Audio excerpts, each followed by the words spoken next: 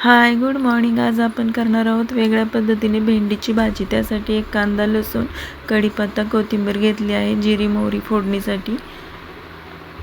कढईत तेल घेऊया. भेंडी अशी उभी चिरून घ्यायची. मोठी असेल तर 2 काप करायचे.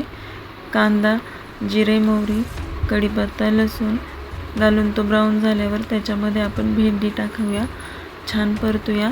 कांदा ब्राऊन होण्यासाठी मी थोडीशी त्यात मीठ टाकले आहे. हळद घालू. भेंडी छान परतून घेऊ. त्यावर झाकण ठेवू. भेंडी छान वाफ घेते. आता त्यामध्ये सगळे मसाले घालू. लाल तिखट, कांदा लसूण मसाला व घरचा काळा मसाला. त्यामुळे भेंडीला छान चव येते. ह्या पद्धतीने भेंडी करून बघा. कशी लागते कमेंटमध्ये सांगा. ही एकदम वेगळ्या पद्धतीने बनते. एकदम छान बनते.